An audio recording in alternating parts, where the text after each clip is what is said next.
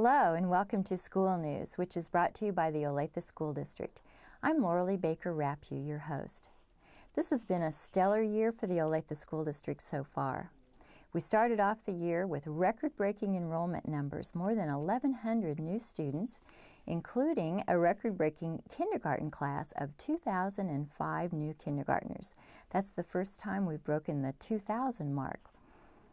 We also introduced several new 21st century programs at the high schools, and a little later in the program we'll be going out to visit two of them, one at Olathe East and one at Olathe North High School.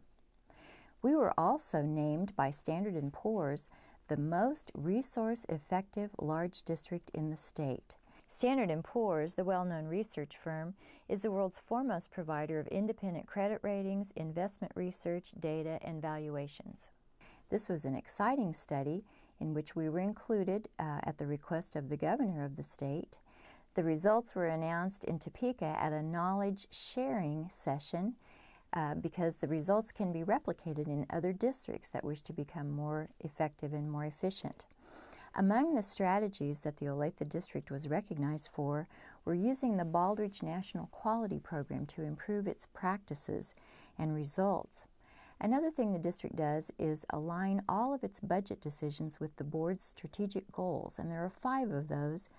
They focus on improving student achievement, attracting and retaining the highest quality employees, parent and community involvement, innovation, and maximizing resources.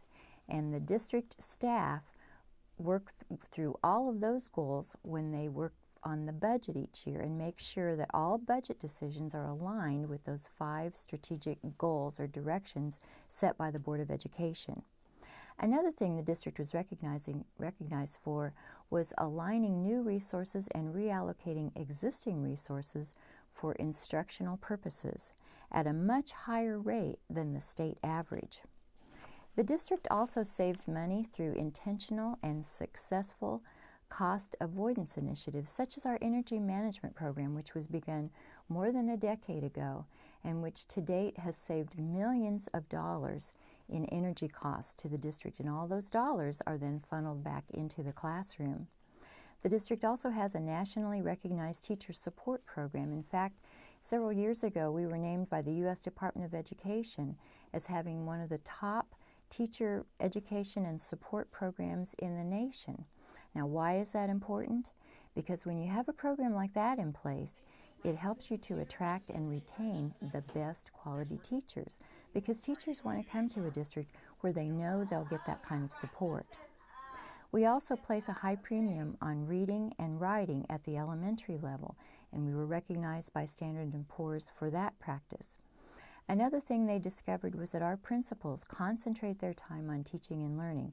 In fact, they interviewed a number of principals who estimated that a minimum of 95% of their time was spent on improving instruction and learning in their buildings. We target programs for at-risk populations. That would be students who have special challenges to learning, roadblocks to learning, so that we can narrow that achievement gap. And in fact, we were recognized in the fall of 2005 for narrowing the achievement gap in 3 different areas. We were the only district in the state who was able to accomplish that. And why can we do that? Because we use data-driven decision-making, another thing we were recognized for in instruction, budgeting, program selection, and student support. So this was a very exciting moment for our district when we were chosen to be among 4 districts studied by Standard & Poor's at the recommendation of the governor, and we were chosen because we were recognized as the most cost-effective and resource-efficient among the large districts in the state.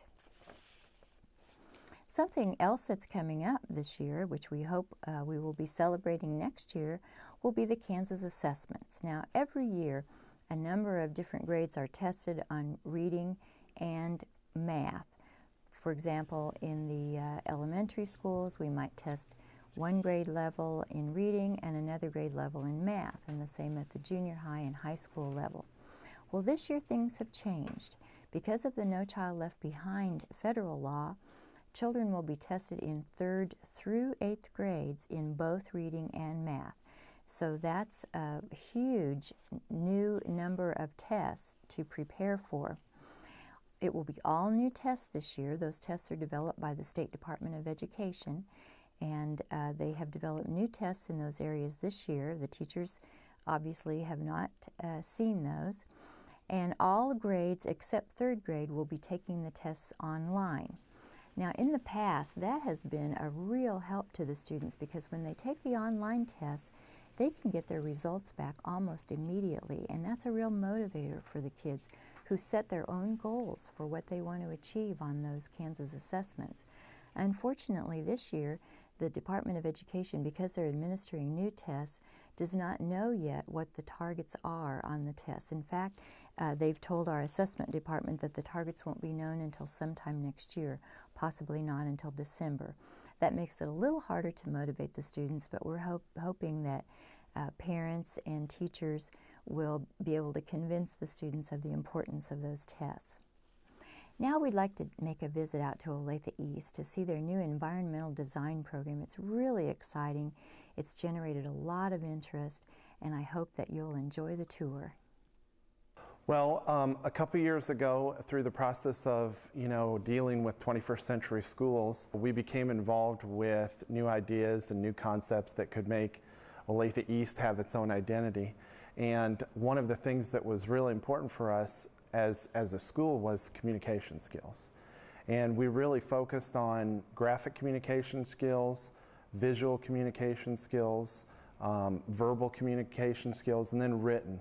And so through the process of the environmental design program, we communicate ideas, whether they're industrial ideas, that might be a project where a kid's working on a mechanical part, or landscape design where they go out into the field and survey a site, figure out what kind of design would look good on that site. When they are presenting a project, they're also presenting themselves with the project. And it's very important, even as far as appearance and the way they conduct themselves and the way they speak, that those are all very important parts of the presentation. When they do a project, we talk to them about the neatness, the craftsmanship of a project, because even if they have wonderful ideas, if they can't get those ideas across, then somebody's not going to be as interested in them or their idea if they can't present it well. It started out with a CAD drawing that we came up with, and then it took about 3 different trials and ideas of what to use for decoration. 1, 2, 3. We had a design team that included people from industry, administrators, and art teachers, tech ed teachers, and basically they all kind of came together and surveyed the material that we had, and then we got to writing the curriculum. And one of the things that we had to struggle with more than anything was we knew what kind of concepts we wanted to teach, but we had to tie it in with how the curriculum should look on paper. You will study the concepts, attitudes, methods, and skills common to design. In geometric structures, you will study geometric models and structural supports, including an introduction to static force analysis.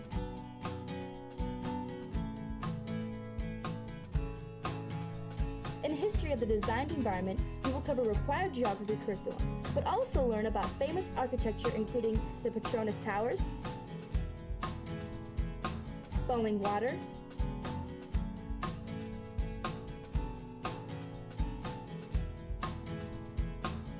the Guggenheim, and many other distant styles of architecture.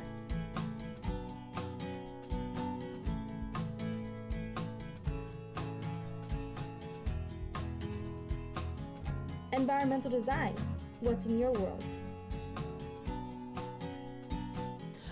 I think students who come out of this program, if they want to go on and further study, would be great in architecture, industrial design, engineering, any field that you're really designing anything.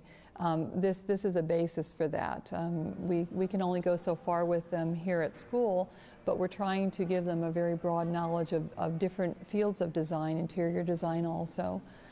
So any area where you're designing a product of some sort. I'd say two of the major concepts that we have in the class are drawing and technology. And the drawing skills are taught by a certified art teacher, and so everything that is taught in the drawing classes from elementary to advanced is covered in there. And then as far as the technology, we use the technology as a tool to present the ideas just like drawings. So it's a combination of both of those two, and they move in a path together to basically come up with good presentations. We have three major areas. The first area is our Cad Lab. Students will come into this lab and they will work on AutoCAD 2006.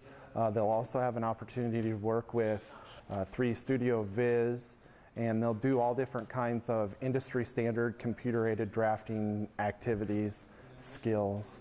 Our second lab is the drawing lab. It's the 2D drawing lab. That class is oriented more towards the drawing and some painting and charcoal and just different media drawn by hand.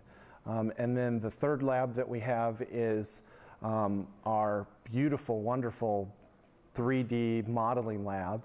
The students in this lab have the ability to work with large mat boards, clay models.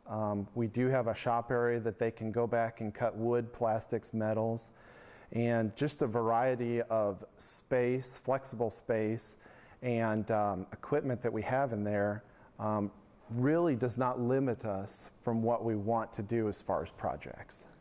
We have about 45 students in the program right now, and we have about 30 of those who are juniors and seniors, about 15 who are sophomores this year, and they'll carry the program hopefully through the 3 years.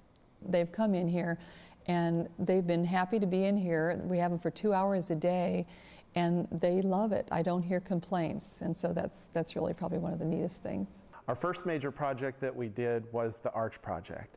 We used CBAC as a setting for the kids developing an entry arch into the football stadium. Every one of those kids on Friday night walks through the gates, and so it was a really good opportunity that the kids bought into and came up with some really creative ideas. They started off with themes, and so they did a lot of research and technical writing focused on getting an understanding of what their environment is. Then they worked within those groups to come up with one idea, did some sketches, and then broke off into their specialty areas, and one person produced some CAD drawings for the project, one person produced a board presentation, and then the other person was the lead, and he ran the PowerPoints and kind of made sure that everything else got done. It's a firm simulation is how we run it, and we model it after how a real architecture firm works. And in the real world, you have one major architect that runs everything, and you have designers that then do a lot of the work for it. So, architecture is an area that I really have a great interest in. And when I was in college, that was my focus, and my thesis was on architecture and the art curriculum. And so that's been an interest for a long time for me. And I was just real excited that we were going to have a program here where students could really focus on the built environment and what's designed around them. Because everything that is around them is designed, and somebody has to come up with a plan and a design for that. And we're in need of good designers, and so that's one of the things we want to make them aware of, so that they can just be aware and focus on all the different choices they have and come up with some creative designs of their own.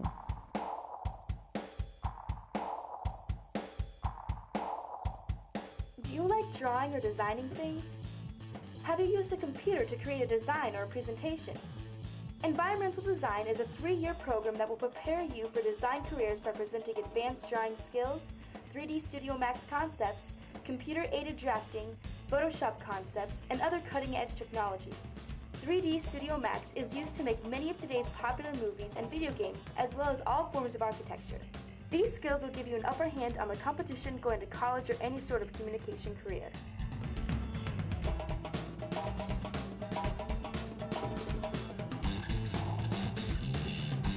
Environmental design. What's in your world?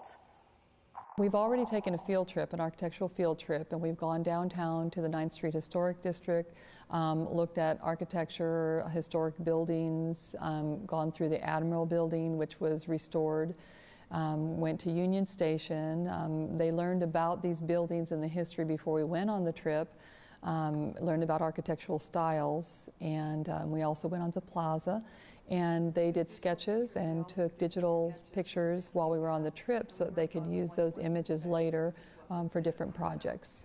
They had to follow the rules of perspective while they were drawing, as well as get the deep values that we asked for in a drawing. The students sure are learning a lot. I hope you enjoyed the tour, and I hope you noticed that the hallmarks of the 21st Century Learning programs are hands-on learning and real-world connections. Now please stay with us.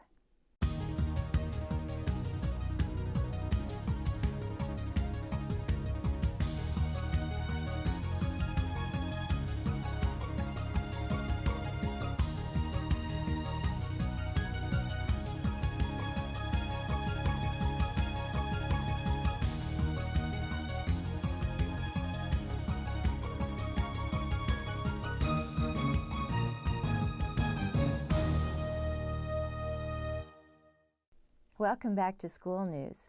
You know, many people do not realize that there are 21st Century High School programs at all 4 Olathe School District high schools. We have 3 programs called 21st Century Enhancement programs, and I'd like to tell you a little bit about each of these because students, as I said, at all 4 high schools can participate in these. The first is Business Entrepreneurship, in which students can learn about business and economics in a very real way by having the opportunity to start their own business. They'll actually go in and meet with a financial institution to talk about their business plan. They'll intern with a real entrepreneur in our community, and they'll learn about legal, business, ethical, and political issues related to business. The second program I'd like to tell you about is our Fine Arts Enhancement program, in which students can get endorsements in music, technical or performance theater, or commercial art, 3D, drawing, or photo. And in each of these programs, they'll get to work with real professional artists. They'll have lots of out-of-school extracurricular activities to be involved in the community and in the fine arts community. And they'll learn how to connect their arts to other subjects like reading, math, English, and a variety of other high school subjects. And finally, our International Studies program at all 4 high schools. When we asked our community about what would be important for students to learn in the 21st century, across all groups, focus groups that we worked with, they came back and talked about the importance of understanding the international picture and how the global nature of the world is changing how we're going to do business and how we need to be prepared for life after school. So we introduced international studies programs in each of the high schools. We offer a wide variety of languages, including Japanese and now Chinese, opportunities for travel, opportunities to take classes in international business and culture and relations and a number of other topics. Now we'd like to go out to Olathe North High School to see their new 21st century program, Sports Training and Medicine. This program has attracted a large number of students across a wide variety of interests, probably because there's so many opportunities for out-of-classroom experiences to enhance their learning. I really hope you'll enjoy this trip to Olathe North to see the program, because I sure did. What we do, and what you typically see at a college level, is an athletic trainer is the guy that runs out in the field and takes care of the injured athlete. What most public people see is just that. We do an awful lot with prevention of injuries, rehabilitation of injuries, evaluation of injuries, and treatment of injuries. And we try to get them to heal up a little bit quicker and a little bit stronger. 3, 2, 1. We just opened this facility at the start of this school year, 2005. August was when we got everything kind of in here and placed. And sports medicine has exceeded our expectations. It's part of a larger health careers program here at Olathe North, which is a wide open field for our kids in the future. What we have incorporated and what we have increased is we have far more taping stations now. We've got 5 taping stations. This allows us to bring the class over and work on practice taping. We can bring the students over, and the students can watch me do a knee evaluation. I'll take them step by step through what we're doing and what we're looking for. The way doctors are healing these now is they're just letting them scar over in their place. And if you look at shoulder to sternum, sternum to shoulder, one side's shorter than the other. It's pulled forward. We're trying to give them a little bit of an idea of what I do as an athletic trainer, but we're trying to give them enough of a background to understand that if they want to be an athletic trainer, or they want to be a doctor, or they want to be a nurse, or they want to be a PT, these are some of the things that they might see and what has been seen by somebody prior to them seeing them. This program is really available for students who want to be in the sports medicine field, but it could mean going on beyond college into a field like being an orthopedic surgeon, or that could mean even being a fitness instructor, a VOTEC type situation where they're not going to go on to college. And so we have the huge gamut between just people that might not even go on to college and go into some other career, or people that are going to go to college and on beyond. So it does relate and speak to all kinds of different professions. The students in this program get a really good experience because they get to watch it being done. They're not going to do a lot of things that are above and beyond what a typical high schooler should do, but they will understand what they're supposed to do. They will know how long an ice treatment lasts. They will know how long moist heatment lasts. When they are in here, they're able to put ice bags on them. They've been taught how to do ice massages, which is a treatment we use to try to speed up the healing process of a strain to a muscle. They'll know with the ice. They will know the contrast whirlpool treatments that we do for ankles. They will know those time frames, and they'll be in charge of making sure that we don't exceed or don't cut short treatments. They will get to see and feel injuries that we have. They won't do the overall evaluation, but they will get to see it. And that's something that I hope that they will be able to carry on when they go to college. And when they're sitting in a class and everyone else is confused when they're talking about a valgus stress test of the knee, these kids will all be able to go, know it, done it, seen it. Can't pull his foot very tight, his calf is too tight. He hasn't worked on any kind of flexibility for his calf. They will have the background knowledge that allows them to participate on a knowledgeable fashion instead of participating in a learning fashion. So that's going to be really nice for us. We also, in the sports medicine, PE and health portion of our program, we give our Cpr and Aed certifications, and the students each have a mannequin, and they practice for several weeks with CPR, and then we get out the AEDs, and we have little plastic ones they use at the beginning, and then we have a trainer that I can actually program for them to use also. You do that, make sure you have one hand here. Okay. They will be saving lives, and as a matter of fact, that just happened last week when one of the instructors in our program, Sarah Hansen, did save a life a few weeks ago. Check signs of circulation, you go to compressions. Now you just go 4 cycles of 15-2, 15-2. And so CPR is extremely important, and the students understand that when they get finished. This training room that we currently have at North is probably on a par or better than a lot of small college training rooms anywhere in the state or Missouri. It's probably as good as quite a few regular college training rooms. We've got an excellent exercise bike for rehab and cardiovascular retraining for athletes. We've got 2 podiatry whirlpools that are behind me with a large full body whirlpool. One of the most common injuries that I see as an athletic trainer are ankles. And what this allows me to do with the podiatry whirlpools is treat just the lower leg and the ankle area. We have to keep the temperature between 105 and 108 for the hot and around 52 to 55 for the cold. I can drain it, clean it, and refill it if I need to within a 20-minute period, so it's much more efficient.